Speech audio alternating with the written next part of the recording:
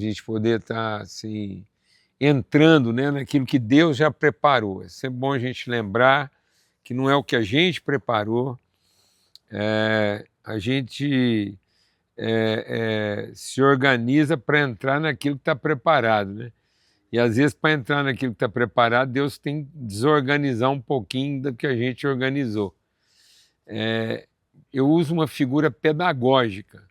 Estou aqui na presença da casa do Murilo aqui, muito bom. Hoje a casa está quase completa aqui. A última vez estava uma parte da casa, agora está você. E olha, é o seguinte, é curioso isso, né? Porque a laranja você vai ter que descascar, né? A banana você vai ter que descascar, então o coco você vai ter que partir. Então Deus está sempre desafiando a gente a entender que, por mais que você se organize, o momento de entrar naquilo que é o processo de Deus é uma invasão, é uma quebra, é uma ruptura, né? Então, nós estamos aqui porque houve uma ruptura. Então, o homem e a mulher se organizaram para depois serem desorganizados e entrar naquilo que estava preparado.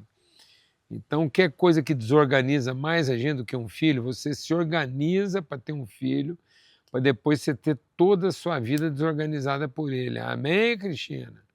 Glória a Deus, meu irmão. É um aqui, é outro na Bélgica, vai fazer o quê, ué? Então a gente acha que Deus vai entrar no que a gente organizou. Não, Deus vai nos dar condições da gente desorganizar o que a gente organizou para entrar no que Ele preparou. Isso não quer dizer que a gente vai ficar com a vida bagunçada, mas quer dizer que nós não temos o controle da nossa organização e nem ela se impõe sobre aquilo que Deus preparou, tá bom? Então a gente vai orar agora, a gente se organizou para esse momento e agora a gente entra naquilo que Deus, nós colocamos os nossos planos em submissão à eternidade e o propósito de Deus para a nossa vida. Amém? Hoje a aula tem muito a ver com isso, né? O quem redentivo, então vamos orar. Pai, muito obrigado, obrigado pelo teu amor, obrigado por essa hora, por esse dia, obrigado pela diversidade dessa mesa, cada um de um lugar, cada um superando alguma coisa diferente, um tomando um lanche que não tinha tomado ainda, o outro terminando de colocar o filho na cama, e, ó Deus, tanta coisa acontecendo simultaneamente, cada um com o seu desafio, cada um no seu lugar próprio da sua vida, mas todos nós prontos para aprender junto, para buscar junto, para conhecer junto, entrar naquilo que o Senhor já preparou para a nossa vida, cada um do seu lugar, entrando essa revelação e aquilo que o Senhor quer iluminar no nosso entendimento. Ó Pai, no nome de Cristo Jesus, o Senhor. Amém e amém. Graças a Deus. Graças a Deus. Muito bom. Então, na nossa aula de introdução, né, aqui do nosso módulo 2, o módulo 2 a gente está falando agora do quem, né, redentivo. O módulo 1 a gente falou do onde redentivo e a gente falou muitas coisas sobre esse lugar, essa ambiência, né? E quando a gente está falando de lugar, não estamos falando de endereçamento, não é um endereço, né? É um ambiente. Então, o onde não é uma agenda de um endereço. Deus não vai te mandar o endereço, Deus vai nos introduzir num lugar. Então, o Moisés estava com a vida dele endereçada. Uma agenda, uma rotina. De repente, no meio do seu endereço, Deus o empurra, o chama, o convoca para um lugar. Então, aprenda a conhecer o seu onde na sua caminhada. Então, a bem-aventurança não é aquele que anda no conselho dos ímpios, né? Aquele que não se assenta na roda dos escarnecedores, nem se detém no caminho dos incrédulos, dos zombadores. Então, há um lugar. E esse lugar é um lugar ambiente. É uma árvore plantada junto a ribeiro de água. Olha, eu estava olhando para cá, sendo que eu tinha que estar olhando para a câmera, mas passou, né? Tá bom? Eu fico aqui querendo olhar para vocês e esqueço de olhar para a câmera. Então, é um endereço, o ambiente, é aquele lugar que te oferece as condições de desenvolver seu quem. Por que eu quero enfatizar isso sempre na nossa escola de espiritualidade redentiva? Porque, geralmente, os nossos endereços são os endereços das nossas carências, dos nossos interesses e dos nossos direitos. Então, você endereça uma reunião, você endereça uma consulta, você endereça uma compra, uma venda. Então, eu tenho endereço de negócio, eu tenho endereço de saúde, então o hospital tem endereço, empresa tem endereço, escola tem endereço. Mas não é desse endereço que Deus está falando. Não é aquilo que trabalha a sua carência, não é aquilo que te treina, não é aquilo que te capacita, não. É o seu lugar espiritual onde as virtudes encontram as condições para serem reveladas. Hoje nós estamos matriculando nossos filhos em escolas que vão treiná-los, mas muitas vezes essa escola que vai dar para ele o treinamento não é o lugar pedagógico que vai fazer ele conhecer as virtudes que ele já carrega. Então, cuidado, porque às vezes você está mandando uma pessoa mal resolvida para uma escola que vai deixar ele ainda mais mal resolvido, porque ele vai sair dessa escola acreditando, dando crédito à ideia de que agora ele tem as competências para alcançar as suas expectativas. E não que finalmente ele encontrou o lugar pedagógico que o fez conhecer as suas virtudes. Amém? Então, por exemplo, às vezes você vai no hospital tratar a sua doença e não recuperar a sua saúde. Amém? O hospital não deveria ser para tratar a nossa doença. Deveria ser para potencializar o restinho de saúde que sobrou. Glória a Deus. E aí a pessoa vai para o hospital tão focada em resolver a doença dela que ela acaba perdendo o pouco de saúde que ela já tinha. Vou explicar, vou até contar um caso agora que me vem à mente sobre como que está relacionado esse onde e esse quem redentivo. Eu me lembro que eu fui visitar um amigo no hospital e ele estava muito ruim, quase desenganado, praticamente desenganado. Primeiro, por causa da idade, eu já sou velho, 67, e ele mais velho do que eu ainda. E com uma situação grave, uma doença lá e tal, então ele abateu. Aí eu fui fazer uma visita para ele, lá um hospital fantástico, tudo de melhor ele estava tendo lá. Aí o que eu fiz? Eu levei o óleo da unção. Fui lá levar um olhinho, o óleo para ungir, né? Só que ele estava achando que eu tinha levado o óleo para eu ungir ele. E não foi. E eu levei também um caderno em branco. Eu não levei um livro para ele ler e nem levei óleo para ungir ele. Eu levei uma caneta, um caderno em branco e o óleo da unção. Cheguei lá e falei para ele, meu amigo, seguinte, você está aqui pertinho de Deus, porque do jeito que você está vendo Deus mais de perto que nós tudo. Então você está mais lá do que aqui com a gente. Então você está vendo Deus numa dimensão que nenhum de nós está vendo. E outra coisa que você está tendo é tempo para conversar com ele, porque nós que estamos lá de fora com um pouquinho de saúde, a gente mal está tendo tempo de orar, tanta coisa para fazer, tempo para resolver, que uma luta. Você não, você está pertinho de Deus com tempo. Então eu trouxe esse óleo para você orar por mim. Porque nesse momento agora a sua oração está muito mais forte que a minha. Eu não tenho nem coragem de orar por você, porque você está muito mais espiritual que eu. Então eu vou te pedir um favor. Você pode orar por mim, me ungir e usar essa fé que você está vivendo, essa proximidade de Deus que você está tendo, esse tempo, essa luta, porque você está aqui numa luta. Você está aqui lutando, orando, buscando, com tempo. Ora por mim, me unge, me devolve para a vida enquanto você está aqui. E eu trouxe um caderno em branco para você também. Para quê? Para você anotar o nome de todas as pessoas por quem você vai orar daqui para frente. E esse óleo é suficiente para você orar para os seus companheiros de quarto. Médico vier aqui te dar consulta, você fala, doutor, queria orar pelo senhor, porque o senhor veio aqui me abençoar, agora eu queria te abençoar, porque eu estou vivendo um momento aqui poderoso com Deus, estou vendo Deus, tudo que eu tenho tempo aqui é para orar, queria te abençoar. O senhor me abençoa, que o senhor sabe de medicina, e eu te abençoo com aquilo que eu conheço de Deus agora. Então eu vim aqui, irmão, para você ser um abençoador. Você vai chamar seus netos para te visitar, mas não porque você está precisando de visita. Você vai chamar seus netos para te visitar porque você quer orar um por um com eles. E abençoar. Você virou agora o abençoador de sua família. Porque seus netos estão tudo correndo de um lado para o outro, cheio de energia, você não. Você está aqui em tempo de orar por eles. E você vai anotar nesse caderno as histórias que você quer contar para eles. Vou te falar uma coisa. Aquele cara que estava ruim, achando que ia durar só mais alguns meses, essa história foi antes da pandemia. O cara está vivo até hoje, acredita? E sabe o que ele fez? Ele agora reúne os netos em casa para orar por eles em um dia.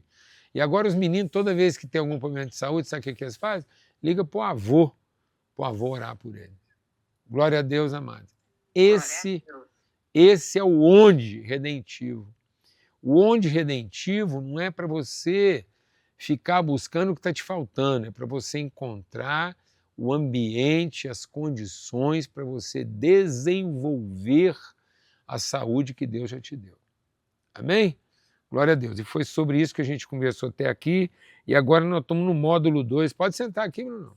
Chegou o Brunão aqui. É sempre bom ter alguém aqui, porque aí a aula não fica assim. Bonzão, velho? Bom demais. Firmeza? Glória a Deus.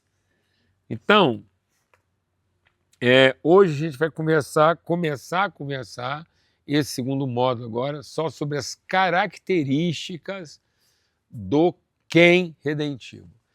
Quem é essa pessoa? Quem nós fomos feitos para ser? Quais são as características desse quem que a partir do seu onde, do seu ambiente, do seu lugar, já preparado para receber. Por isso que Deus colocou o quem redentivo de toda a criação por último, num onde todas as coisas, todas as condições necessárias. Então você nunca mais trabalha, não gaste um minuto da sua vida para conquistar o que está te faltando. Mas faça tudo para revelar, manifestar, multiplicar, entregar o que Deus já te deu.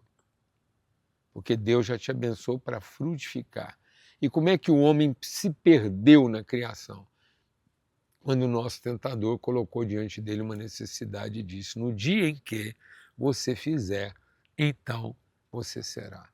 E aí nós deixamos de expressar a partir do nosso onde redentivo o quem, nós deixamos de revelar nosso quem redentivo, porque nós fomos atrás de um quem resolutivo das carências e das necessidades que nós carregamos. Amém? Então, por isso que lá em Mateus capítulo 5, Jesus nos leva para esse onde. Então,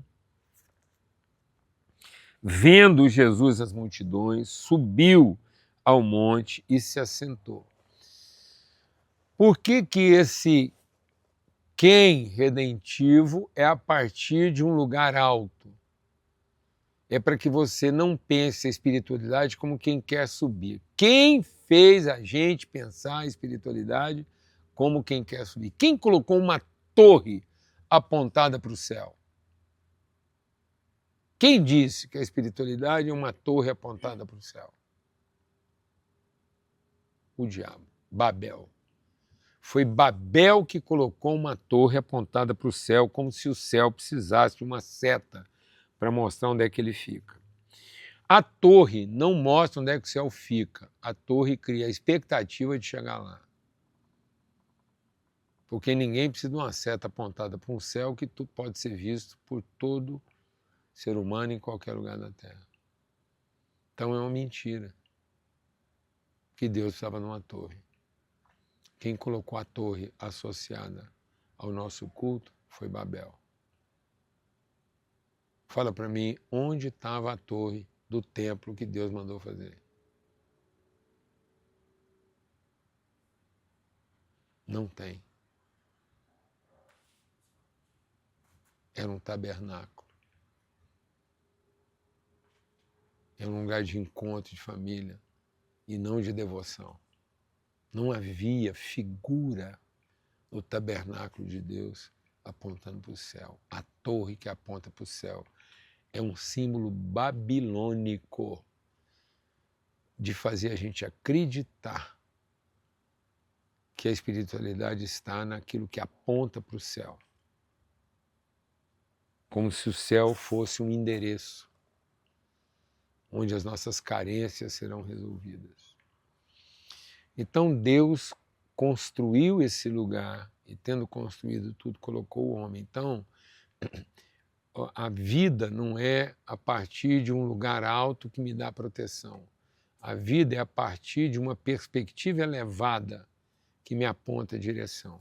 Então a direção não é de quem quer subir à torre. Quem colocou o homem na torre do templo para encontrar lá proteção? Quem disse que a espiritualidade era alguma coisa que seria alcançada na torre do templo à medida que eu clamasse por proteção?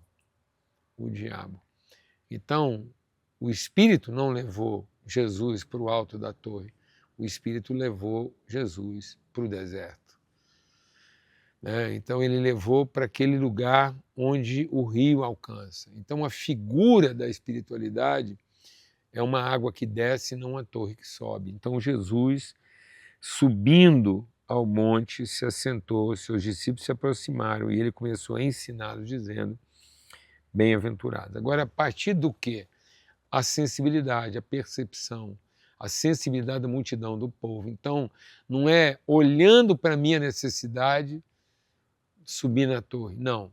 Olhando para as multidões e buscando ser responsável pela dor da multidão, Jesus nos traz uma perspectiva. Então, o quem redentivo é formado nesse onde redentivo, onde agora ele vai dizer quais são as características. A primeira característica é bem-aventurados os pobres de espírito, porque deles é o reino dos céus. Então é o seguinte, vamos deixar o Espírito de Deus ministrar algo no nosso coração. Toda vez que nós vamos receber um ensinamento, esse ensinamento ele vem de forma absoluta e conclusiva. Por isso que as cartas de Paulo ela partem de um absoluto. Então ele estabelece um absoluto, depois ele vai desdobrando esse absoluto numa perspectiva pedagógica. Então é mais ou menos assim, ó. Livro de Gênesis. No princípio criou Deus os céus e a terra. Ponto. Se não escrevesse mais nada, tudo está incluído nessa declaração. Ela é conclusiva, ela é abrangente. Mas eu não entendi. Isso é outro problema. Mudou de assunto. Mas que está dito, está dito. Pode estar dito de uma maneira muito ampla, misteriosa, mas é conclusivo. Está tudo lá. Quem que Deus criou? Tudo. Tudo que está nos céus e na terra está lá. No princípio criou Deus, os céus e a terra. Essa é a narrativa conclusiva de Gênesis, porque ela é absoluta. Aí ele vai começar uma segunda narrativa, que é a narrativa do processo. Disse Deus, haja luz. Então quer dizer que quando Deus criou, depois que você tem toda a narrativa descritiva de todo o ambiente, aí ele vai começar a narrativa do homem que já estava criado lá em Gênesis 1. Então lá em Gênesis 1 disse Deus, façamos o homem. E tendo dito isso, criou. Homem e mulher os criou. Está vendo? De novo, conclusiva. Aí lá em Gênesis 2, ele vai começar a terceira narrativa de Gênesis, dizendo como é que esse homem e mulher criado lá foi formado e está sendo formado. Paulo usa a mesma linguagem pedagógica. Ele pega lá Romanos e faz os 2, 3 primeiros capítulos, uma narrativa conclusiva. Aí ele vai, então, rogo-vos, pois. Olha o que ele diz, rogo-vos, pois, ou seja, baseado em tudo aquilo que foi apresentado e que é uma narrativa fechada, então agora eu vou desdobrar isso de forma mais pedagógica. Então ele faz a mesma coisa nos Efésios, ele vai lá, faz a narrativa conclusiva e ele diz assim, portanto, rogo-vos. E agora Jesus faz uma narrativa conclusiva. Ninguém vai entrar no reino dos céus, a não ser que ele seja absolutamente miserável de qualquer tipo de prerrogativa, de qualquer tipo de imposição, de qualquer tipo de exigência no campo da espiritualidade. Então só entra na dimensão daquilo que é o que Deus quer revelar. Eu só estou em condições de perceber a espiritualidade a ser revelada pelo Pai aos seus filhos se eu não tiver nenhum tipo de demanda, nenhum tipo de imposição, nenhum tipo de exigência no campo espiritual. Eu sou um absoluto aprendiz. Eu não tenho a obrigação e nem a exigência de entender. Se Deus, para me ensinar, depender de que eu entenda, ele não vai ensinar, ele vai ficar explicando o resto da vida. Então Deus não quer explicar. Deus explica no máximo umas 2 vezes, depois ele continua ensinando. Ele explica uma vez porque era uma ignorância, explica de novo porque ficou mal entendido. Daí para frente é teimosia. Aí ele não vai continuar explicando, ele vai continuar ensinando para a gente desencarnar de que para aprender eu preciso entender. Amém? Ou o seu filho para aprender precisa entender. Muitas vezes as coisas mais importantes da sua vida, o seu filho vai aprender mesmo não tendo o quê? Entendido. Aprende primeiro, entende depois. O povo está querendo entender primeiro para aprender depois. Então, bem-aventurado o pobre de espírito. É sobre isso que a gente quer conversar. Essa não é a primeira característica. Ela é a característica basal. Ela é a característica capital. Ela é a característica essencial. Então, não tem entrada. Não tem como você pisar o ambiente da soberania e da revelação de Deus se não houver um total despojamento e renúncia de qualquer imposição, de qualquer expectativa no campo da espiritualidade. Então, quando você coloca para quem quer que seja a obrigação de entender e se fazer entendido, isso colocou toda a possibilidade de conhecer a espiritualidade no limite da sua forma de pensamento. Então, aquilo que te limita passou a ser o seu território. Então, por isso que a palavra de Deus diz, é até bom a gente ler, vamos voltar lá. No Salmo 1, você vai ver que existe um limite, né? E aí o limite é o quê? Existe o endereço. Então, o quem redentivo, ele não está limitado àquilo que foi endereçado pelo meu entendimento. Então, o meu entendimento cria um endereço, nome de rua e número. Não. Isso é o que eu entendi. O lugar, o conhecimento, é o lugar onde os endereços estão. É o ambiente que abrange todos os endereços. De modo que você pode chegar numa casa diferente, mas nunca vai ser uma casa errada. Eu posso sair de casa para ir na casa do Murilo e achar que eu errei porque eu cheguei na casa do Bruno. Não. Se eu estou sendo conduzido pelo Espírito Santo, eu nunca vou chegar no endereço errado. Só diferente, porque todos os endereços estão no lugar do conhecimento.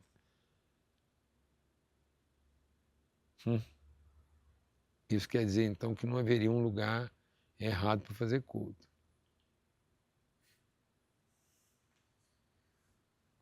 Amém? Ai, Jesus.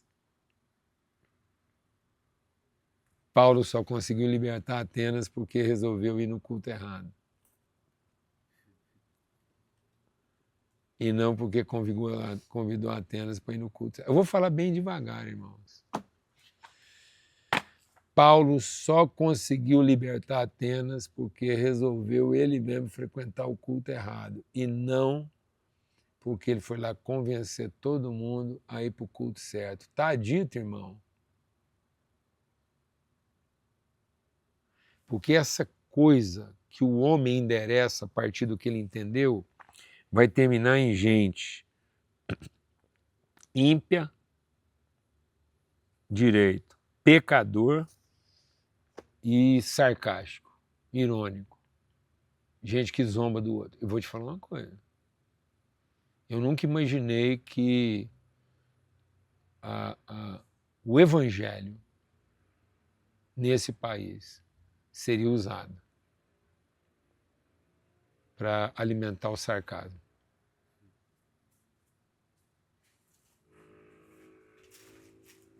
A crueldade da ironia.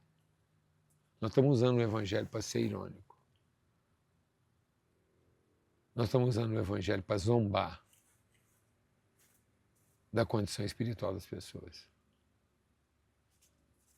Nós estamos usando o evangelho para explicar por que nós somos melhores do que eles.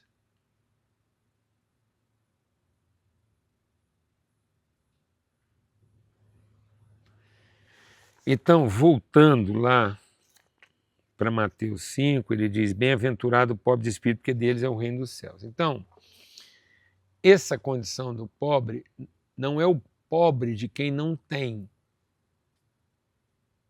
Tudo bem? É o pobre de espírito. Então, o espírito dele é o espírito de quem não quer possuir. A pobreza dele não é a pobreza de quem falta. Então, ele não é pobre de espírito porque falta espírito nele. Ele não é pobre porque falta alguma coisa. Ele não é pobre de uma pobreza imposta. Ele é pobre de uma pobreza de quem entregou toda a riqueza em favor do outro. Pai, nas tuas mãos eu entrego o meu espírito. E aí a gente vai ler o texto, né? O que Jesus está fazendo? O que Jesus está fazendo quando ele diz: Pai, nas tuas mãos eu entrego o meu espírito? Ele está dizendo o quê? Que ele, sendo rico, por amor de nós, se fez pobre em favor dos seus irmãos. Então, isso está lá no texto de Coríntios, não é isso? Eu até anotei aqui. É isso. 2 Coríntios 8:9. 2 Coríntios 8:9. Ele, sendo rico, se fez pobre por amor de nós. Então, esse miserável do espírito não é alguém onde falta a espiritualidade. Não, é alguém cuja espiritualidade não retém. Aí ele, sendo rico, se faz pobre. Então, não é o pobre de quem está buscando ser abençoado. É o pobre que tem a consciência, é o rico que, tendo consciência do quanto já foi, não quer segurar nada. Ele vai terminar, ele começa rico e termina pobre, para enriquecer a muitos. Não é um pobre que vai terminar rico. Tanto que o texto começa de forma absoluta falando: bem-aventurados os pobres. E como é que termina a bem-aventurança? Ele vai tratando as características, aí você tem a bem-aventurança no seu aspecto mais invisível, mais absoluto, mais subjetivo. O que é, onde está o absoluto da bem-aventurança? A entrega. É uma coisa que só você conhece. Só você conhece a sua pobreza. Ninguém é capaz de quantificar a sua pobreza. E como é que ela termina? Bem-aventurados aqueles que serão perseguidos por causa da justiça. e não por causa do direito. Então a gente acha que a igreja está cumprindo o papel na medida em que ela está sendo perseguida por conta da sua pregação. Isso não é o que Deus disse que seria o sacrifício da igreja. Isso é conflito religioso. Então, os religiosos não matam só cristão. Os religiosos se matam. Então, houve um tempo, agora, que dependendo do lugar, quem está matando é o muçulmano matando o cristão. Mas houve um tempo que eram os cristãos matando os muçulmanos.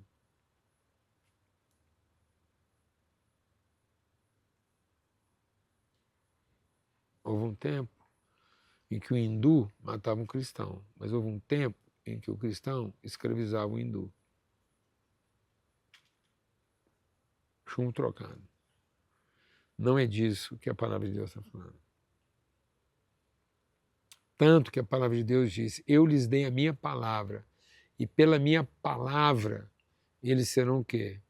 Confrontados, perseguidos. Agora, quando ele está falando do confronto da igreja no cumprimento do seu papel, eu lhes dei o meu espírito para que eles sejam um, a fim de que o mundo creia. Então, o pobre de espírito é aquele que faz tudo em favor da comunhão e não aquele que faz tudo em favor da devoção.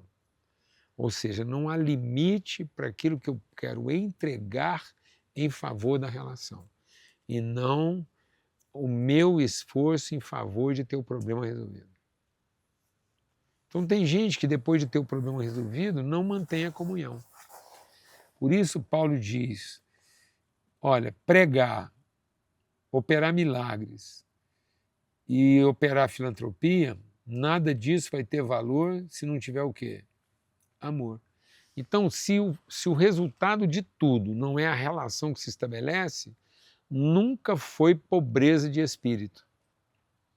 Sempre foi riqueza de interesse. Então, eu baseado, usando a riqueza religiosa que eu tinha na minha devoção, eu compensei o meu déficit de poder. Então, eu não era pobre de espírito, eu era pobre de poder.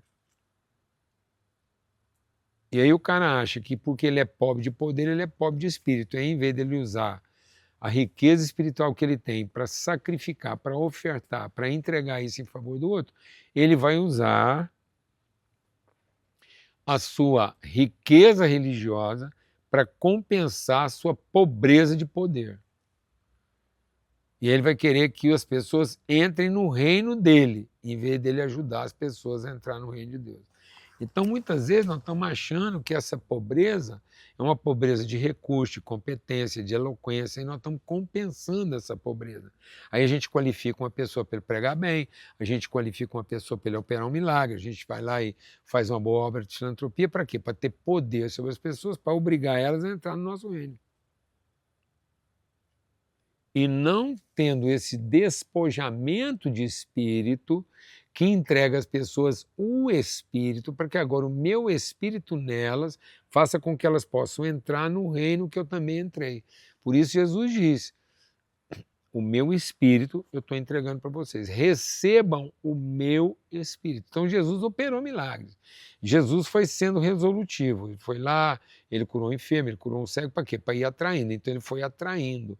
Aí a hora que ele conseguiu atrair a atenção, ele disse, agora que vocês estão prestando atenção, é o seguinte, eu estou aqui para entregar o meu espírito. Então receba o meu espírito. Não é receba o meu poder, ele não diz, receba o meu poder, estou indo embora, mas todos os seus problemas vão estar resolvidos. Ó, é o meu último dia que vocês estão vivendo, mas a hora que eu morrer aqui, acabou lepra, acabou tudo. Acabou. Jesus não tirou o problema do mundo, ele tirou o pecado. Então o sacrifício de Cristo não foi para acabar com os problemas de ninguém, não. O sacrifício de Cristo foi para que os problemas, continuando, nós encontrássemos uma outra forma de resolvê-los. E a outra forma que agora a gente resolveu de resolver o problema é cooperando uns com os outros e não querendo que o problema esteja resolvido para a gente não ter que ter a relação. Então, muitas vezes, nós queremos ter o problema resolvido para ficar livre da pessoa. Amém? Para que você quer que a sua sogra fique boa? para morar no outro lugar. Para que você quer que seu cunhado tenha um problema dele resolvido? Para não te perturbar, ué. Então, muitas vezes, amado, nós estamos querendo que as pessoas recebam um milagre, mas nós queremos que o paralítico anda para não ter que empurrar a cadeira. Esse que é o problema hoje em dia. Esse que é o problema. Então, bem-aventurado o pobre de espírito. Jesus, sendo rico, por amor de nós se fez pobre. Então, esse é o quem redentivo. Então, nós somos dispenseiros das virtudes de Deus. Então, lá em Lucas, né, capítulo 23, ele diz: Pai, nas tuas mãos entrego o meu espírito. E tendo dito isto, ele expirou. Depois ele volta e diz: recebam o meu espírito. Então, ninguém, se você não expirar, você não consegue entrar no reino. Porque aí o Espírito não tem autoridade sobre a nossa vida. E o Espírito só tem autoridade na nossa vida se for o Espírito de Cristo que expira em favor dos seus irmãos. Então eu sou inspirado pelo Espírito que Cristo expirou. Então eu estava morto. Aí ele expirou. Não ficou mais nada nele. A hora que ele expirou a última porção do Espírito, eu me inspirei. Então era isso, eu me inspirei por um espírito que expira. Então agora eu sou o espírito daquele que, sendo rico, se faz pobre em favor dos seus irmãos. Então não é uma pobreza contingente, é uma pobreza diligente. Então eu não sou um pobre contingente, eu sou um pobre diligente que está o tempo todo investindo na sua pobreza. Então eu não vou gastar tempo investindo na minha riqueza. Eu vou arrumar formas criativas de encontrar a minha pobreza. Amém? Quanto mais criativo, deixa Deus ministrar o seu coração, porque isso aqui pode ser uma libertação da sua vida aqui essa noite. Quanto mais criativo você for de encontrar formas de traduzir a sua disposição de pobreza em favor dos outros, mais próspero você vai ser. Às vezes você não está conseguindo ser próspero tanto, você está conseguindo ser rico, mas não próspero. E às vezes a sua dificuldade de se tornar próspero é porque você está tentando encontrar formas de ficar rico. Então você está buscando receitas de enriquecer. Isso não é prosperidade, você está ficando rico. Você está ficando um rico emergente, um rico pobre, um rico ansioso, um rico mesquinho, um rico cruel, um rico insensível. Então, muitas vezes as pessoas estão ficando ricas, insensíveis, cruéis, inescrupulosas, indiferentes, solitárias, frias. Porque ele foi lá e conseguiu resolver a carência dele, mas ele não entrou no reino, ele não discerniu a pessoa que ele foi feito para ser. Ele ainda está construindo e tentando fazer a pessoa que ele não é. Então, quem ainda tem que deter o poder para se tornar a pessoa que ele gostaria de ser, quem olha para si e fala o que está faltando para ele se tornar a pessoa que ele gostaria, esse cara é miserável, ele vai terminar escravo de alguma coisa, senão dele mesmo, ou de seus próprios apontamentos. Então, você não faz nada, você não gasta um dia lá, não gasta um minuto sequer fazendo alguma coisa que você finalmente entendeu que agora você vai fazer algo que vai te tornar a pessoa que você ainda não é. Só o capeta para te dar ideia num negócio desse. Então agora, você quer ser próspero? Então desde a hora que você acorda, você entra como? Com que disposição amanheci hoje? Hoje eu amanheci com vontade de quê? De quem? Então vai lá, investe nisso, entrega a sua semente. Porque João, no capítulo 12, diz o quê? Se o grão de trigo caindo na terra não morrer, ele fica só. Então, quando Jesus foi fazer a primeira multiplicação dos pães, Já era tarde, o povo estava preocupado, e os discípulos, é mais ou menos igual a gente faz hoje, a gente pauta a reunião de acordo com o recurso que a gente tem. Então, os discípulos falaram, Jesus, está na hora de acabar a reunião agora, porque senão vai ficar mais cara. Você já frequentou algum ambiente que a reunião é pautada pelo dia que a gente pega a sala? Nela não. A gente podia fazer uma coisa aqui para transformar a cidade, mas não temos dinheiro. Então, o que os discípulos falaram, ó, bem que daqui para frente, às vezes a cidade podia ser transformada. Quem sabe, da agora para frente, que o negócio ia... Aí os discípulos falaram, mas nós não temos dinheiro. Então, melhor devolver todo mundo para cá, nós não temos dinheiro, nós não temos como assumir essa responsabilidade de trazer revelação. Por quê? Porque não temos dinheiro, vamos arrumar o dinheiro primeiro, depois nós trazemos a revelação. Você está entendendo isso ou não, meu irmão? Que não é pobreza de dinheiro. Não, é a insuficiência dele. Os discípulos admitem que tem dinheiro. Só que ele é o quê? Está vendo como é que as pessoas têm o recurso? Então, nunca vai nascer alguém pobre de recurso. Porque não é essa a questão. Então os discípulos falaram, dinheiro nós temos, mas ele é insuficiente. Aí trouxeram um menino. E aí o menino pega uma coisa que é insuficiente e fica pobre. Então quem era o pobre de espírito naquela tarde? Quem fez todo mundo entrar no reino de Deus naquela tarde? Uma criança. Por quê? Porque ele percebeu que o que ele tinha podia encontrar um propósito. Então ele não calculou o que ele tinha a partir da necessidade. Ele significou o que ele tinha, assumindo a responsabilidade. Então vou te falar uma coisa, só entra no reino de Deus quando você pega o pouco de riqueza e assume a responsabilidade de ficar pobre da sua riqueza em favor de uma transformação. Então não queira ficar rico da sua pobreza como alguém que quer assumir o direito de ter o que não tem. Mas assuma a responsabilidade de ficar pobre da sua riqueza, porque você vai encontrar a prosperidade. Bem-aventurado, bem-sucedido, pleno, realizado, pleno em todas as áreas. Você quer ser pleno em todas as suas áreas? Então, seja como quem quer empobrecer da sua riqueza e não como quem tem o direito de enriquecer da sua pobreza. Esse é o Espírito de Cristo. Então, o que nos impede de entrar no reino?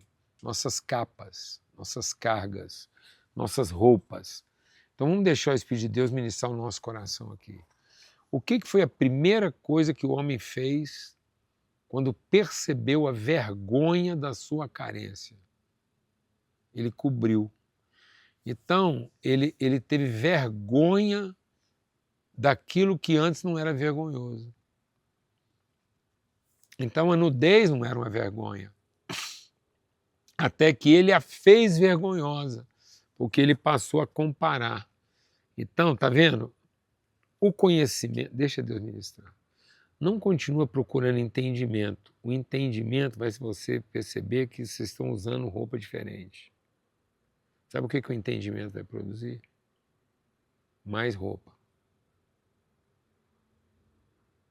E mais, com grife. Aí a pessoa vai ser avaliada, não é só pela roupa que ele veste, não. E pela etiqueta que ela tem. Aí vai lascando todo mundo. Nada contra. Você vai me ver com camiseta de grife. Não é essa a questão. É só para você entender para onde a gente está indo. Porque aí o que acontece? Aí eu entendi que aquela roupa me dá o lugar que antes eu não tinha. Em vez daquela roupa poder traduzir para o outro a qualidade que eu quero entregar para ele. É com essa cultura que eu quero te entregar. Aí valeria. Mas não, o que o homem fez? Ele fez uma roupa que escondesse a sua nudez. E Deus foi lá e tirou uma roupa que escondia a nudez e colocou uma roupa que traduzia a virtude.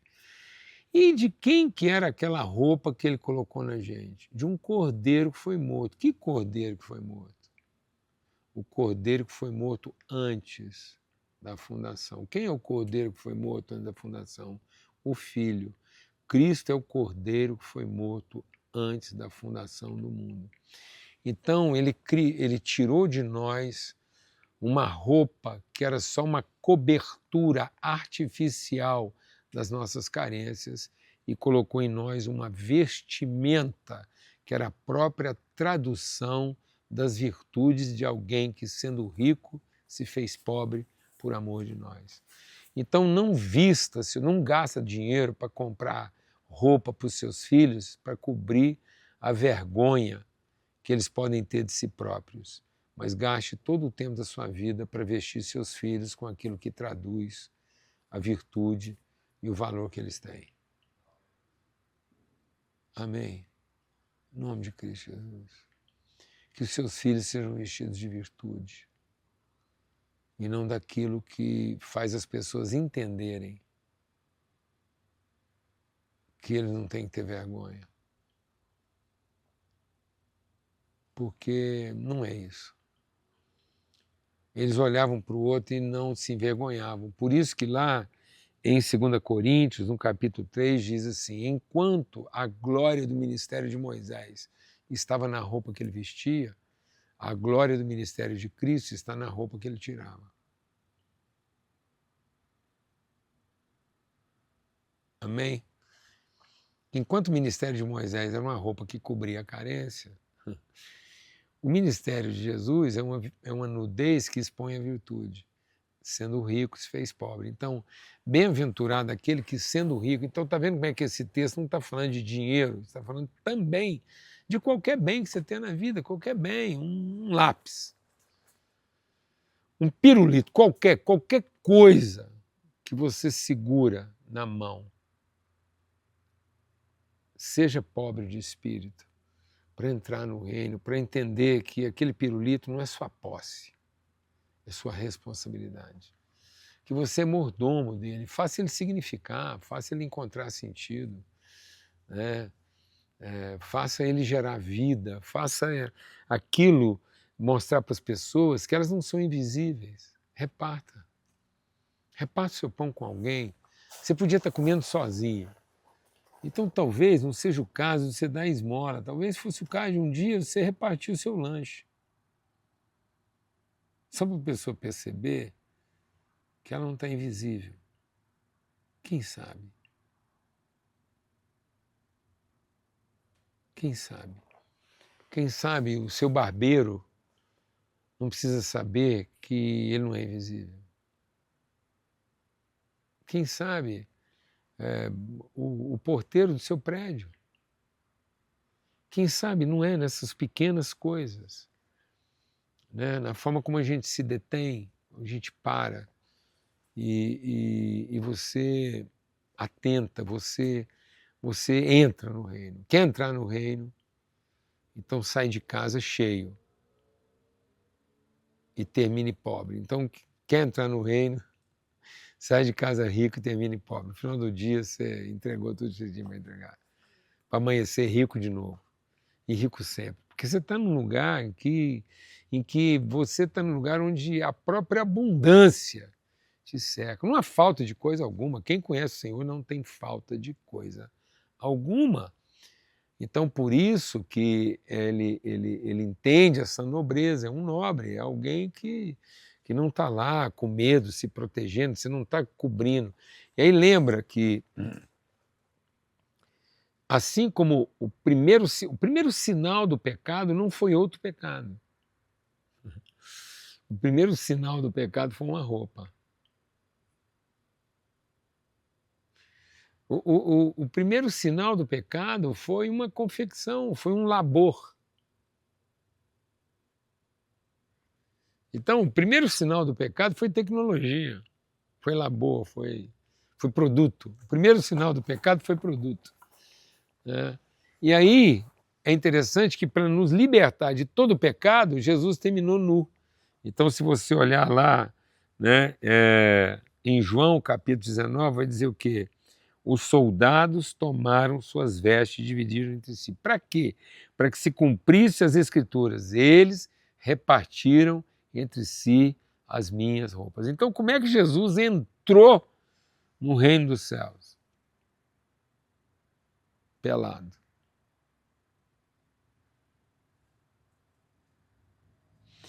Porque Filipenses diz o quê? Ele sendo a semelhança de Deus, não teve por usurpação o ser igual a Deus, mas a si mesmo se humilhou. E aí o que diz Filipenses capítulo 2, né, a partir do verso 5? É exatamente isso. Então, se ele, sendo Deus, se humilhou, tenham a mesma atitude, tenham a mesma disposição. Lembra que a gente falou que lá o lugar redentivo, qual foi a primeira coisa do lugar redentivo que caracteriza movimento? Disposição. Então, o pobre de espírito, o miserável de espírito, não tem a ver com quantitativo, numérico, não tem a ver com quanto recurso você tem, não tem a ver com uma pobreza que pode ser mensurada, tem a ver com alguém que, conhecendo toda a virtude que ele carrega, ele inicia o movimento disposto a entregar. Então ele não tem uma disponibilidade. Deixa o Espírito de Deus ministrar o seu coração. A vida espiritual não é alguém que está à toa, porque não tem o que fazer. Ah, se podia... Ah, beleza, eu não tenho o que fazer, então eu vou te ajudar. Você nem recebe uma ajuda dessa, não. Nunca chame alguém que está à toa para ajudar você. Deus nunca chamou ninguém à toa para ajudar ele, só chamou gente que está trabalhando. Porque Deus não quer disponibilidade, Deus quer disposição. Então, disponibilidade é uma miséria de quem não tem. Disposição é a pobreza de quem tem. Glória a Deus. Vamos voltar? Disponibilidade é a pobreza de quem não tem e quer suprir uma carência. À toa. Não. Disposição é o movimento de quem tem e quer entregar. Então a palavra de Deus diz: tenham a mesma atitude. Quem tendo não teve por usurpação o ter, o possuir, mas a si mesmo se entregou. Se entregou até a ser achado em figura humana. E sendo achado em figura humana, ele não se conteve, ele ainda se humilhou até a morte e morte de cruz. Por isso o texto da palavra de Deus diz o quê? Se o grão de trigo caindo na terra não morrer. Então, essa pobreza de espírito da bem-aventurança é a pobreza do trigo que vai ao chão para dar a sua vida na geração de um processo. Ele não se protege, ele não se resguarda, ele não se detém, porque senão ele fica só. Então, bem-aventurados os pobres de espírito. Pobre de quê? Porque, como é que ele ficou pobre de espírito? Porque o espírito que estava nele, ele entregou. O espírito que está em mim, eu ofereço para vocês. E tendo dito isso, ele expirou. Ele é pobre porque ele expirou, ele é pobre porque ele entregou, ele é pobre porque ele ofereceu, ele é pobre porque agora ele sabe que, como filho de Deus, ele não tem que reter, ele não tem que guardar, ele não tem que segurar, ele tem um espírito de Cristo, ele tem um espírito de Cristo, então ele entrega. Ele é o próprio Espírito Cristo ungido para ser sacrifício em favor dos seus irmãos. Amém? Então ele é o grão de trigo que, caindo na terra, ele não quer ficar só. Então, não é a miséria vinda de uma carência, mas é a pobreza de quem não quer e não pode se proteger. É nu. Então, Cristo foi crucificado nu, nós vamos terminar a nossa vida nus, e à medida que nós somos desvestidos, Então, medida é com o rosto descoberto. Então, concluindo essa reflexão, o que quer dizer isso? Zero expectativa. Nós não vamos conhecer a bem-aventurança enquanto houver em nós a mínima expectativa de quem... Expectativa é fruto de uma presunção. Toda expectativa vem de alguém que presumiu o que é melhor para si. Então, toda expectativa é fruto de um entendimento de quem não tem conhecimento. Então, quem não tem conhecimento coloca aquilo que ele entendeu no lugar daquilo que ele podia conhecer, ele tem uma expectativa. Por isso que Judas traiu Jesus porque se sentiu traído na sua expectativa. Então, quanto mais você for traído na sua expectativa, tanto mais você vai querer que Jesus salve você do problema que você criou. Então, por isso que Pedro tinha uma expectativa do Salvador. E quando o Salvador dele diz que vai dar a vida e vai morrer, o Pedro falou, de jeito nenhum. Então, Pedro está toda hora tentando salvar o Salvador, porque ele tem a expectativa de que o Salvador veio aqui para salvar ele.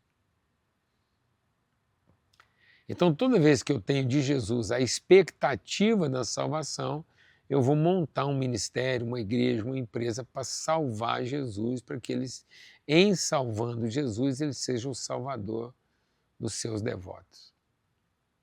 Então, muitas vezes, o que nós estamos chamando de igreja hoje não tem nada a ver com igreja. É um esforço religioso, que tem como figura principal a torre que aponta para o céu, então um esforço religioso de uma torre apontada para o céu de quem está reunido em busca da sua própria salvação. E para isso ele tem que salvar Jesus da possibilidade de ser confundido com qualquer outro tipo de Deus. Nós não vamos deixar ninguém pensar que o nosso Jesus possa ser confundido com qualquer um desses deuses vagabundos que tem por aí. E ele é um Deus diferente dos outros, ele é o nosso Deus.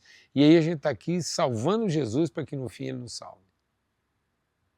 Nós estamos aqui tentando salvar a reputação de Jesus, sendo que a única coisa que Jesus não veio para fazer nesse mundo foi salvar a reputação dele. Jesus nunca fez nada para salvar a sua reputação de Salvador. Pelo contrário, ele conseguiu desapontar todos aqueles que esperavam que ele fosse um Salvador clássico, morreu na frente de todo mundo, humilhado, despojado, pelado. E quando ele volta, ele encontra todos os seus discípulos confusos. Por quê? Por que os discípulos estavam confusos? Por que os discípulos estavam tudo perdidos, um na sepultura, outro no caminho de Emaús e os outros trancados numa sala com medo dos judeus? Por quê? Por que havia essa confusão toda? Porque todos estavam com revelação? Não, porque todos estavam com a sua expectativa frustrada, tentando arrumar uma forma de entender o que tinha acontecido. Todos estavam tentando entender o que tinha acontecido e ninguém estava entendendo era nada. Até que Jesus vem se revelar para ser conhecido. E aonde é que Jesus podia ser conhecido? Na comunhão dos irmãos. Por isso, o tempo todo que ele passou vivo entre nós, todo o tempo que Jesus passou aqui entre nós, ressurreto, ele foi para o lugar redentivo, comunhão, para formar o quem redentivo entrega. Sempre lá repartindo o pão com os seus irmãos. Esse é meu corpo que é dado por amor de vós, esse é meu corpo que é dado por amor de vós. E aquele que come e bebe desse pão sem discernir o corpo antes de comer, está comendo juízo e condenação sobre si. Então, não tenha do pão o discernimento do pão como alimento de quem tem fome e precisa comer e tem o direito de comer. Mas entenda o pão com o discernimento e a revelação de que ele é a responsabilidade de quem quer repartir. Então o pão está na mão daquele que quer, sendo rico, se fazer pobre. E não na mão daquele que, sendo pobre, quer comer. Então, o pão não está significado na pressa do faminto, mas na paciência e da longanimidade de quem o reparte. qualquer que seja a quantidade de pão. Então eu não preciso de muito pão. Então por isso que nunca faça pergunta de quanto dinheiro você vai precisar para comprar pão.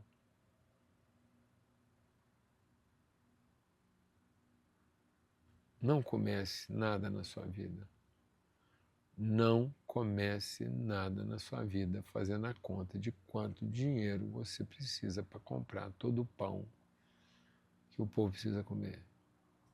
Mas comece qualquer coisa na sua vida entregando, dedicando o pouco pão que você já tem em favor de revelar virtude na vida de quem ainda não conhece. O amor que te inspira. Então, o mínimo pão repartido vai fazer muito mais pelas pessoas do que todo o pão comprado. Então é preferível um pedaço de pão repartido do que todo o pão do mundo comprado. Todo o pão do mundo comprado não vai transformar e nem vai fazer as pessoas entrarem no reino. Mas qualquer medida de pão repartido vai fazer com que as pessoas entrem e conheçam o reino de Deus. Amém? Glória a Deus. São 9h15. Eu queria fazer uma pequena pausa aqui para a gente poder abrir aqui para algumas perguntas. Então, se alguém tem algum comentário, vamos abrir a tela aqui. Nós estamos aqui com um número expressivo de alunos aqui. Alguém tem alguma pergunta, quer fazer algum comentário antes da gente ir caminhando aqui para a nossa conclusão? Pode abrir seu microfone aí, levantar a mão e fazer a pergunta que você quiser fazer. Gabriela, é isso? Isso, pode falar, Gabriela. Você foi a primeira que saiu o som aqui, pode abrir seu microfone e perguntar. Olá, tudo bem? Tudo bem, graças a Deus. Boa noite. Boa noite. Pastor, eu gostaria de saber se tem algum momento em que a gente precisa, para repartir o pão, silenciar. Porque aconteceu uma situação com uma grande amiga minha, onde tivemos uma conversa difícil ali, uma conversa precisa, né? Só que a gente é amiga há muitos anos, então eu e meu esposo, né, junto com o esposo dela e ela, acreditávamos que estavam em momentos de mesa, de partilha, né? Afinal, nós éramos amigos antes da nossa conversão. E aí eles, depois dessa conversa, se fecharam, expressaram que não queriam mais comungar mesmo com a gente, porque eles não concordavam com o que a gente tinha dito. Aí eu falei, nossa, eu entrei até em crise, assim, fiquei baqueada, porque afinal nós éramos amigas antes da conversão. Aí eu falei, meu Deus, agora na conversão a gente não é amiga. E aí eu fiquei muito triste, mas o Senhor justamente pediu para eu silenciar, que era um processo que de fato precisava ser feito. Eu pedi perdão, cheguei 2 vezes, falei, amiga, me perdoa por algo que eu tenha falado. Eu posso errar, mas Cristo não erra, até porque ela é recém-convertida. E ela está muito envolvida na igreja, processo de intercessão e tal. Ela achou que, entre aspas, eu estava esfriando a fé dela, sabe? Numa situação que, enfim, era uma situação com filhos adolescentes. Eu estava falando só para ela agir um pouquinho com mais paciência no quesito de filhos adolescentes, contei um pouco da minha história. Enfim, sei que a nossa relação foi 100% quebrada mesmo, ao ponto da gente não conseguir nem partilhar alguns momentos. E aí eu fico, às vezes, meu Deus, será que eu volto, peço de novo perdão? Será que eu estou agindo correto? Aí Bom, primeira coisa, no que depender de você, Gabriela, tenha paz com todos os irmãos. Amém? Então, primeira coisa, não saia do lugar de amizade onde você está. Então, o filho mais novo pediu os bens e foi para outro lugar. O pai não saiu. O filho mais velho saiu de casa para trabalhar achando que isso ia dar direito a ele. O pai não saiu. Então, às vezes, as amizades, elas se tornam tensas porque as pessoas estão esperando lealdade e não fidelidade. E, por razões diferentes, vocês duas podem estar sofrendo uma crise de lealdade. Então, você só tem que tomar o cuidado para que, por motivos diferentes, você não esteja comungando o mesmo espírito.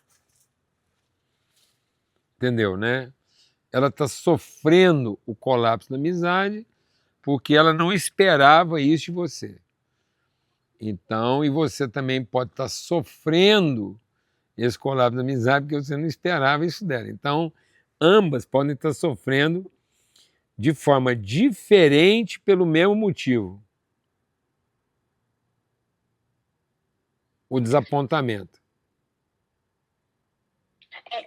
O X é que com o tempo o Senhor foi me trazendo paz. Beleza. Então a sua paz. No distanciamento. Isso. E aí eu comecei a me questionar, meu Deus, será que é posso, então a paz. Paz na crise? A paz não é.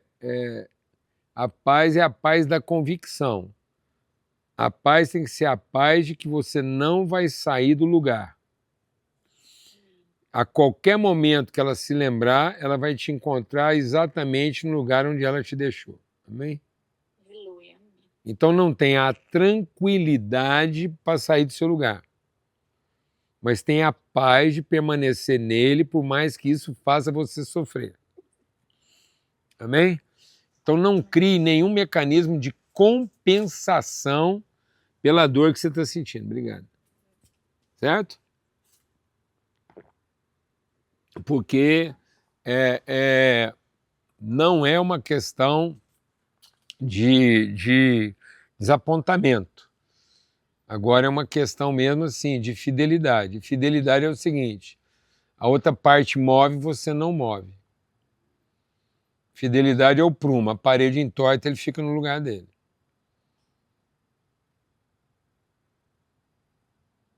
Então, o esquadro não tem que mudar o enquadramento dele só para dizer que a parede está certa. Então, o prumo não diz que a parede está torta. Ele apenas mantém o lugar para onde a parede pode voltar. Então, Gabriela, continua marcando o lugar da amizade de vocês. Amém? A relação pode ser quebrada, a amizade nunca. Por isso que Jesus, quando o Judas veio trair, ele falou assim: e aí, amigo? Então não há quebra da amizade. Eu posso ter uma quebra relacional, mas se eu mantiver o meu pacto e compromisso de amizade, aquela relação tem grande chance de ser reconciliada porque eu fui fiel ao meu pacto de amizade. Amém? Então eu não era leal a um relacionamento amistoso. Eu sou fiel ao meu pacto de amizade. Então, se firmou um pacto de amizade com a sua amiga, então sustenta ele. Glória a Deus. Amém. Mantém ele, não sai do seu lugar, fica firme e entenda que não há ruptura da sua parte. Então, no que depender de você, você está guardando esse lugar. É isso. Então, isso vai te dar paz, mas não vai te dar tranquilidade. Se você começar a ficar meio tranquila, aí é porque o sentimento está mudando, tá bom? Então você continua angustiada, você continua querendo que isso seja revisto, mas em paz, fique em paz, meu irmão. É isso mesmo, é o desafio. Amém? Valeu. Amém. Obrigada. Flávio. Opa, pastor, tudo certo, pastor? Na rocha, meu irmão, graças a Deus. O discípulo pegou a vaga, pastor. Pegou a É Flávio então, né? Não é Flávio. É porque eu estou vendo o nome aqui interrompido. O discípulo pegou minha vaga aqui, sabe? Pronto. Então, Quem? Ah, é Flávia. Flávia Tito. Como é que é o nome dele aí? Paulo. Ah, é Paulo. É porque aqui tá cortado, tá só Flávio. Eu não sabia se era Flávio ou Flávia. Então é Flávia, Tito e Paulo. Tranquilo, pastor. Ô, pastor, na verdade, pastor, eu nem vim te fazer uma pergunta mesmo, pastor. Eu só vim... Ô, gente, eu queria só aproveitar a declaração do Paulo aqui. Eu sou muito bem resolvido, sem problema nenhum, tá tudo certo. Mas é o seguinte, se vocês puderem me chamar pelo nome, eu agradeço. Paulo Júnior, Paulo, qualquer coisa. É porque eu fico pensando, será que quando você vai conversar com um advogado que é seu amigo, você fica assim, ô doutor, né? Não é? Todo médico que é seu amigo, você chama ele de doutor. Todo advogado que é seu amigo, você chama ele de doutor. Então é só para a gente poder, assim, né? Ainda mais hoje, que nós estamos falando sobre ficar pelado, então se der para tirar essa indumentária aí, especialmente no dia de hoje, eu agradeço, viu, ô Paulo? Eu vou te agradecer aí a sua gentileza de deixar eu aproveitar a sua fala aí para tocar nesse assunto. Perfeito, meu xará. Paulo. Pronto, isso. Então, de Paulo para Paulo, eu quero pedir esse favor. Para Paulo. É a força do hábito. Mas, Paulo, eu não vim nem fazer uma pergunta em nada, só queria prestar mesmo um agradecimento para você, Paulo, porque tem sido muito bom, assim, você na minha vida, né? Eu faço parte da Geração Samuel, que a gente deu para você aquela toalha de mesa no evento. Rapaz, é mesmo, cara. Foram vocês, cara, naquele grupo grande. A toalha bordada, meu Deus do céu, aquilo é um troço assim. Aquilo não é uma toalha de mesa, aquilo é uma bandeira. Bandeira sobre nós é o amor. Obrigado, viu? Por nada, Paulo, imagina. Aí eu só queria prestar mesmo um agradecimento mesmo para você, Paulo, porque tem sido muito bom ouvir você, comer desse alimento que você nos dá, porque tem algumas vezes, né, que eu tenho que exercer a minha identidade e às vezes eu sei, sabe, eu sinto o que eu preciso falar, só que eu não consigo colocar em palavras. Aí às vezes eu vou procurar algum vídeo seu, alguma coisa que você fala assim, e aí eu consigo encontrar as palavras para aquilo que eu quero colocar, entendeu? Rapaz, então, que é isso? Eu tô aqui. Não pensa bem, rapaz. Glória a Deus. Quantos anos você tem, Paulo? Eu vou fazer 19. Aleluia, meu irmão. Eu vou te contar um negócio aí. Olha, se não fosse tão tarde, aí eu ia ligar para uns 20 chatos que estão querendo conversar comigo e falar que eu ia atender isso tudo agora depois do seu testemunho. Eu ia pegar assim uns 30 mal resolvidos que estão querendo conversar comigo, e assim, gente, agora, depois que eu conversei com o Paulo lá e o testemunho que deu, eu atendo todo mundo, um por um. Meu Deus do céu. Imagina. Que alimento, cara. Olha, se eu tenho te alimentado, você pode ter certeza que o que você me entregou aqui agora é alimento rico, maravilhoso. O Bruno está aqui do meu lado, sabe do que nós estamos falando aqui, o desafio que é. Valeu, viu, querido? Por nada, meu xará. Valeu. Você também tem que comer um pouco, né? Não basta você saudável, tem que comer um pouco e a gente está aqui também para te alimentar também, Paulo. E, Paulo, eu não sei se... Acho que a minha mãe, a Flávia, aqui, ela te falou, né? A gente postou umas resenhas no nosso Instagram sobre o livro do Culpa e Graça. E agora a gente está na meta para ler o Fator Melquisedeque. Você fez um videozinho pra gente. A gente vai ler o Fator Melquisedeque para ver se posta também uma Aleluia. Para dar uma ajudinha, para dar uma força também. Vamos fazer o seguinte, vocês vão ler o Fator Melquisedeque, não vão? Perfeito, vamos sim. E vai ser num grupo, não vai? Isso. E aí, seria possível vocês gravarem um pouco das conversas que vocês tiverem na leitura e depois a gente poderia usar a inteligência artificial para fazer uma publicação resumida da conversa que vocês tiveram sobre o livro? Acho que é perfeitamente possível. O que você acha? Paulo. É a força do Não, tá tudo... Mas não é legal? Eu acho que você tem idade, tem conhecimento, você poderia ser o cara encarregado de fazer esse trabalho aí, de gravar. Amém. Você não acha que faz sentido? Ah, com certeza. Não é pegar essa conversa e tornar ela proativa. Quem sabe a gente depois não distribuía para o próprio grupo da classe aqui o PDF das conversas que vocês tiveram. Então eles vão ter o livro e vão ter um texto da conversa que vocês tiveram aí. Tá bom? Pode deixar, Paulo. A gente está no processo da gente, né, pegando os livros, entregando para o pessoal. Isso. A gente ainda não começou. Tá bom, mas aí a hora que começar, vocês já fazem isso, tá ok? Beleza. Ó, já teve um punhado de gente aqui que aprovou a ideia aí. Amém. Obrigado aí, viu, família amada? Mas é isso, Paulo. Valeu, cara. Benção. Eu vou deixar mais o povo rico aí. Tá bom. Coisa pra falar. Gente, boa noite pra vocês, viu? Paulo. Valeu, hein? Maravilha. Eu não sei quem começou primeiro aí, se é o Carlos Cavaleiro, que é o nome que está aqui, ou a Nádia. Aí não dá para ver o seu nome inteiro. Aí ficou Nádia, não sei se é Nádia. Nádila. Então é você, Nádila. O pessoal lá na elegância, lá, o Carlos vai esperar você falar na frente, aí tá tudo certo. Paulo, eu queria fazer uma pergunta, assim, uma pergunta, né? Ver se essa minha observação tá coerente. O quem redentivo, ele sempre vem para frustrar as nossas expectativas, para nos revelar. Um exemplo para revelar onde nós estamos, né? Um exemplo que me veio foi no exemplo de Elias e Jezabel, quando houve aquela perseguição, que ele foi para a caverna, né? Sim. Ali ele foi tomado pelo medo, né? Então, ao meu enxergar, quando o senhor estava ministrando, foi que Jezabel teve uma figura, sim, né? Veio um quem redentivo na vida de Elias, né? Não, aí é que tá, só para ajudar aí a gente,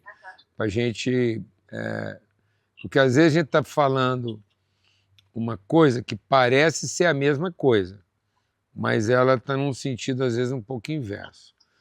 O quem redentivo não vem para frustrar a expectativa de ninguém, porque senão seria muito pobre, seria um motivo muito medíocre Cristo ter vindo para frustrar. Mas nossas expectativas, que foram formadas a partir de um problema resolvido, certamente serão frustradas por um quem redentivo. Então, a frustração pode ser um dos sinais de que eu estou diante de uma ação de Deus para me libertar da minha maneira natural de pensar.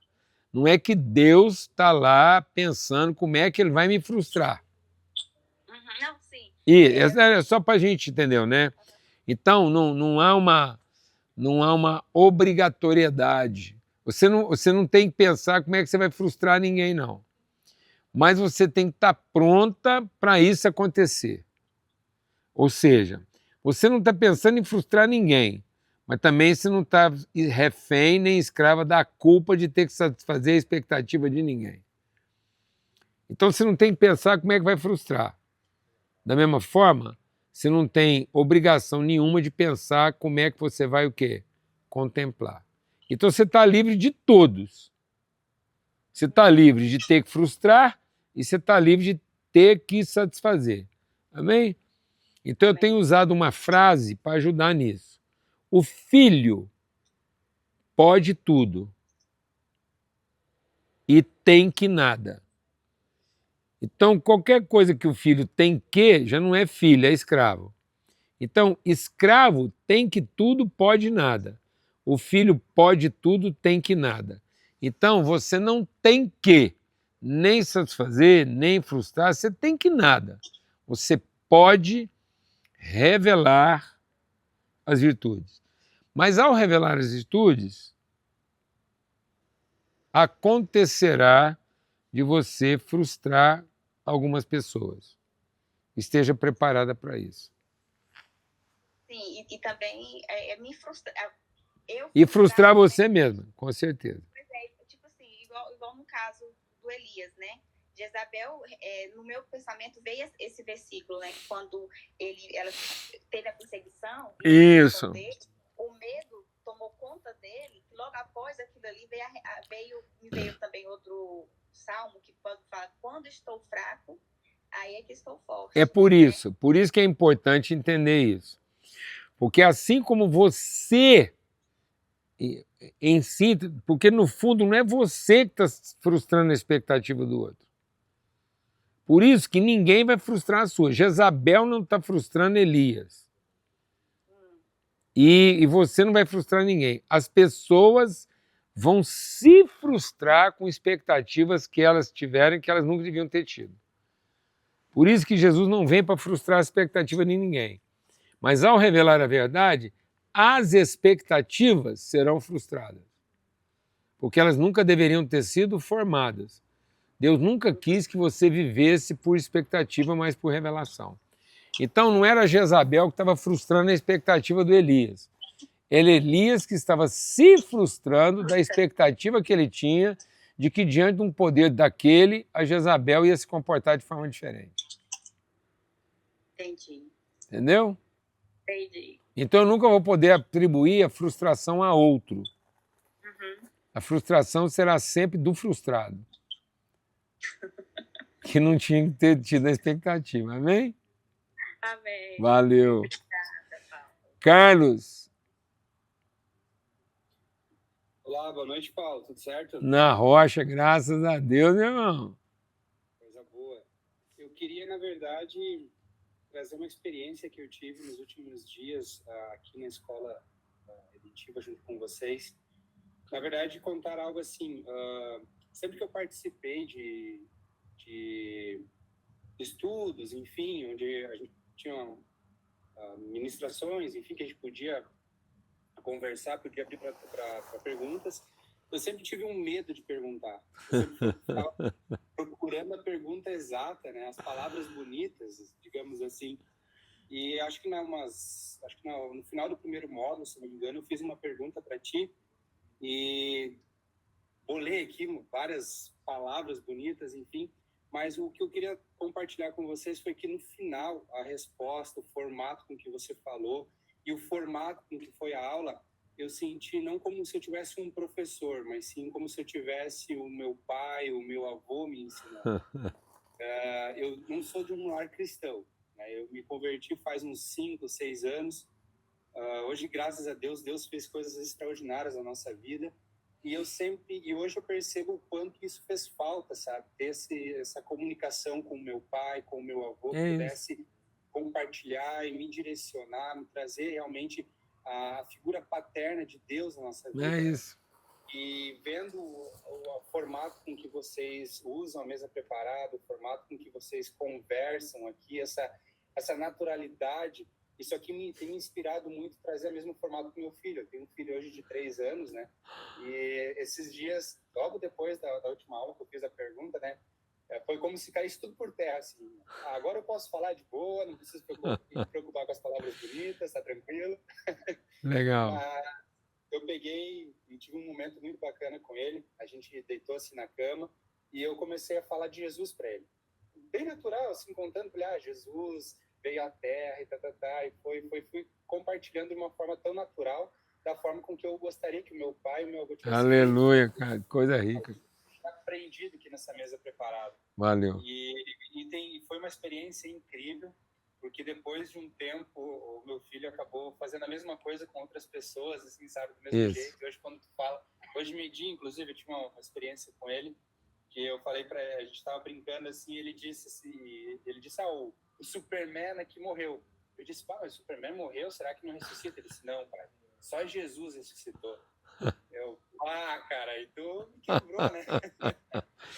Legal, né? Expressar essa gratidão, sabe? É. E dizer, até tô isso. bem emocionado, porque realmente é como se eu tivesse aqui um avô, um pai que estivesse me direcionando, que estivesse falando. Então, que Deus te dê muita saúde. Glória a Deus, cara. Que benção, cara. Puxa. Mais pão para ser partilhado conosco e que isso se expanda ainda mais. Muitas pessoas precisam viver e entender que o evangelho não é sobre palavras bonitas, uma teologia bem feita, mas é sobre uma comunhão, uma mesa bem preparada. Amém. Era isso que eu queria compartilhar. Aleluia, cara. Puxa, que benção. Glória a Deus, viu? Muita gratidão, e é isso, tá vendo? O onde vai definindo um quem bem resolvido. Aí você percebe que, ó, quero usar o caso de quantos anos tem seu filho? 3. Pois é. Benjamin é o nome dele. O Benjamin, 3 anos. Então, o meu desafio não é ensinar o Benjamin o que falta ele saber. É tratar ele como uma criança 100% de 3 anos. Então não é o que falta o Benjamin saber. É como oferecer para ele um ambiente de modo que uma criança de 3 anos possa ser 100% livre e ousada, uma criança de 3 anos com o conhecimento que ele tem. E não ficar o tempo todo falando para ele o que ele não sabe. Então você não está aí para dizer para o Benjamin o que ele não sabe. Você está aí para dar testemunho para ele o que você está fazendo com o que você sabe, numa forma tão livre, tão graciosa, que ele tenha coragem de fazer a mesma coisa com o que ele sabe. E não ficar com medo de abrir a boca por conta do que ele ainda não sabe. Amém? Então eu posso pegar um cara de 30 e poucos, 100%, sem nenhuma carência, de ser bem ou mal entendido pelo filho de 3 anos, e ao entregar tudo isso com liberdade, porque esteve com alguém de 60 e tantos e não teve a preocupação de estar se relacionando um que sabe menos com o que sabe mais, então a partir do momento que isso não for o que contou foi a relação e o que cada um está fazendo de forma a entregar o que sabe em favor do outro. Acabou. Então agora você vai perceber que você pode pegar um cara que recém-convertido e ele conseguir participar de uma conversa espiritual de altíssimo nível. Porque ele não vai participar de um debate teológico. Ninguém vai ficar perguntando para ele quantas vezes ele leu a Bíblia ou se ele sabe citar por endereço. Né? Aí volta de novo o endereço. Então, às vezes, o cara sabe endereçar os textos bíblicos, mas ele não sabe encontrar em que lugar ele está naquele texto. Então nós transformamos a Bíblia num livro de endereços e não num ambiente de pertencimento. Não, eu tenho que percorrer a palavra de Deus e, a hora eu percorrer a palavra de Deus, eu descobri em que lugar eu me encontro ali naquela palavra. Então, a palavra de Deus tem que ser o meu lugar de pertencimento e não os endereços que eu cito. Rua tal, número tal, apartamento tal. Porque nós fizemos isso. A Bíblia agora é Mateus tanto, capítulo tanto, versículo tanto. Aí Mateus virou nome de rua, capítulo virou número de casa e versículo virou número de apartamento. Faz sentido ou não? Faz todo sentido. Não, pelo amor de Deus, eu não quero ensinar seu filho a decorar o nome da rua, o número da casa, do prédio, o número do apartamento. Seu filho tem que, com 3 anos de idade, entender, aqui nesse lugar eu sou completo. Como é que uma criança de 3 anos de idade... Eu quero te dar um testemunho, rapaz, eu fui muito impactado hoje com o testemunho do meu neto por causa do Dia das Mães. O Ronaldo saiu com ele para passear aqui perto, depois do almoço aqui do Dia das Mães, aí todo mundo foi embora, a Alana quis fazer um almoço, aí todo mundo foi embora, ele andou, a hora que ficou só ele, o pai dele, ele falou assim, pai, bom, né, o Dia das Mães? Pois é, pai, o Dia das Mães foi muito bom. Pai, eu tenho 2 avós, né? Aí o pai dele falou, meu filho, você tem 2 avós. Pois é. Mas tem gente que não tem nenhuma, né, pai? Vê, o cara de 4 anos, viveu um ambiente aqui. Foi, pai. Tem gente que não tem nem mãe. E eu tenho mãe, pai. Eu tenho 2 vós e uma mãe. Tem gente que não tem nem mãe. Ô, pai, tem gente que não tem nem casa, né, pai? Ô, pai, tá faltando muita coisa nesse mundo, pai. Rapaz, 4 anos de idade, o menino sai de uma festa do Dia das Mães para passear. E aí eu vou te falar uma coisa, ele estava passeando com o pai dele numa casa de um condomínio que eu estou morando aqui de favor, até a Alana recuperar para poder, porque aqui é plano, não tinha escada. Então, é o último final de semana que nós estamos passando aqui para ir para nossa casa, porque ela ficou aqui convalescendo da fratura que ela teve. E é um condomínio de alto padrão. Esse menino está aqui num lugar e chegar nessa conclusão. Pai, está faltando muita coisa nesse mundo para as pessoas. Amém? Então é isso que a gente quer que o Benjamin entenda. Né? Não é o que está faltando para ele,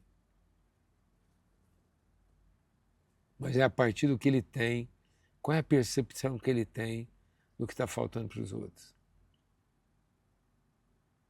Amém? Amém. Glória a Deus. Muito bom, cara. Valeu, viu? Bênção. Valeu, tamo junto. Obrigadão. Valeu. Gente, um bom abraço aí, um forte abraço para todo mundo. E hoje nós vamos ter que terminar uns 15 minutos mais cedo, porque o nosso cameraman aqui está com febre, a mulher dele estava ajudando a gente aqui. E eu e ele temos que acordar às 6 horas da manhã para fazer uma viagem amanhã para as terras bíblicas. Vocês vão ter notícia de nós lá. Ore por nós, porque amanhã é terça-feira, quando for quarta-feira, nós estamos amanhecendo lá na Turquia ou na Grécia, não sei onde é que a gente para primeiro. E de lá a gente vai mandar muito conteúdo, vai ser um tempo assim maravilhoso, se Deus quiser. E a gente vai fazer lá umas tomadas online, não é não? E além de gravar um material assim bem rechonchudo lá para a gente compartilhar aqui, tá bom? Forte abraço, fica na paz. Até a próxima, se Deus quiser. Valeu!